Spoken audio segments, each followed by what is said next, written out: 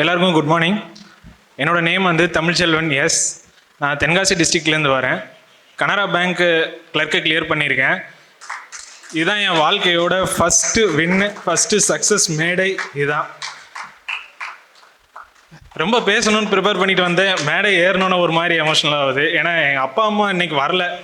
அவங்க வரணும்னு ரொம்ப ஆசைப்பட்டுக்கிட்டு இருந்தேன். ஆனால் அவங்களால வர முடியாத சூழ்நிலை. எல்லோரும் மாதிரி தான் நானும் 12th முடிச்சுட்டு சரி டிகிரி முடிக்கலாம் அப்படின்னு சொல்லிட்டு பிஎஸ்சி மேக்ஸ் போடலான் இருந்தேன். அன்ஃபார்ச்சுனேட்டாக எனக்கு பிஎஸ்சி மேக்ஸ் கிடைக்கல. எல்லோரும் மாதிரி பிஇ நானும் சேர்ந்துட்டேன். பிஇ சேர்ந்து 4 வருஷம் முடிச்சுட்டு ஒரு ஜாப் கிடச்சிருச்சு. ஜாபில் போய் சேர்ந்துட்டேன். ஆனால் எனக்கு வந்து ஜாப் சாட்டிஸ்ஃபேக்ஷனாகவே இல்லை. என்ன ஒரு எக்ஸாம் எழுதி நம்ம போகலாம் அப்படின்னு சொல்லிட்டு யோசிச்சுக்கிட்டே இருந்தேன். அப்போ தான் எங்கள் சித்தி இங்கே ஒர்க் பண்ணிக்கிட்டு இருந்தாங்க தூத்துக்குடியில். அவங்க வந்து சுரேஷில் வந்து எஸ்பிஐ பிஓ பேட்ச் ஆரம்பிக்கிறாங்க, போய் ஜாயின் பண்ணு படி அப்படின்னாங்க. சென்னையில் இருந்தேன். ஆனால் ஸ்கூல் காலேஜ் எல்லாமே சென்னையில் முடிச்சிருந்தேன். சென்னையிலேருந்து தூத்துக்குடியா, ஏன் அங்கே சென்னையில் இன்ஸ்டியூட்டா, அங்கே வந்து போய் படிக்க போறியா அப்படின்னு அப்பா அம்மா கேட்டாங்க. ஆனால் நான் என்ன நினச்சேன், ஸ்கூலு காலேஜ் எல்லாமே வந்து நான் டே ஸ்காலர், தூத்துக்குடியில் போய் படித்தா நம்ம ஹாஸ்டலில் பசங்களோட நல்லா ஜாலியாக படிக்கலாம் அப்படின்னு சொல்லிட்டு ஒரு ஆசையில் வந்துதேன். ஆனால் அந்த வேலையை விட்டு ஒரு ஆசையில் இங்கே வந்ததுனால என்ன தெரியுமோ, கடவுள் என்னை வச்சு செஞ்சுட்டாரு. ஏன் சொல்கிறேன்னா ரொம்ப கஷ்டப்பட்டுட்டேன் நான். இதான் ஃபஸ்ட்டு சக்ஸஸ். நான் வந்து ஒரு 20+ மெயின்ஸ் எழுதியிருக்கேன். எனக்கு இதான் ஃபஸ்ட்டு மெயின்ஸ் கிளியர் ஆகி நான் ஜெயிச்சு வந்திருக்கேன். ஒவ்வொரு வாட்டி ரிசல்ட் வரும்போது எங்கள் அப்பா கிட்ட போய் சொல்லுவேன், மெயின்ஸ் ரிசல்ட் வரும்போது, அப்பா நாளைக்கு ரிசல்ட்டுப்பா கண்டிப்பாக கிளியர் ஆயிரும், நான் எதிர்பார்க்குறேன் அப்படின்னு சொல்லுவேன். எங்கள் அப்பாவும் சரி வந்துரும்டா தைரியமாக இருவது, வந்துடும் அப்படின்னுவார். ரிசல்ட்டு பார்க்கும் போதெல்லாம் கை கால்லாம் நடுங்கும். எங்கள் அப்பாவும் நானும் உட்காந்து பார்த்துக்கிட்டு இருப்போம். ஸ்டார்டிங்கில் பெரிய டிஃப்ரென்ஸில் கிளியர் ஆகாமல் போய்கிட்டு இருந்தது. ஒரு 2-3 வருஷமாக 0.25, 0.5, இப்போ ஆர்ஆர்பி கிளர்க்கில் எனக்கு 0.16 போச்சு. அப்போ எங்கள் அப்பா ரொம்ப உடஞ்சி போயிட்டார்.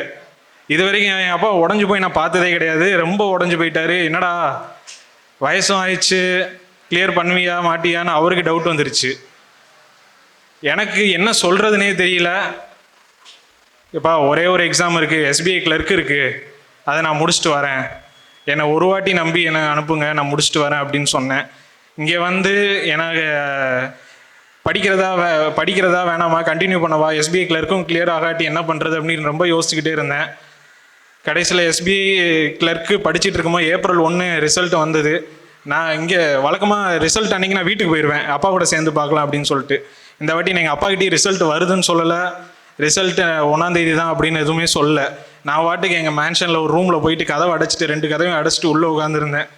ரிசல்ட்டு பார்த்த உடனே எங்கள் ரூமில் ஒரு அண்ணா எனக்கு எப்போவுமே கேட்டுகிட்டே இருப்பார், என்னடா ரிசல்ட் என்னாச்சுன்னு கேட்பார். அவர்கிட்ட தான் முதல்ல சொன்னேன், அண்ணே கனரா பேங்க் கிடச்சிருச்சுனே அப்படின்னு சொல்லிட்டு.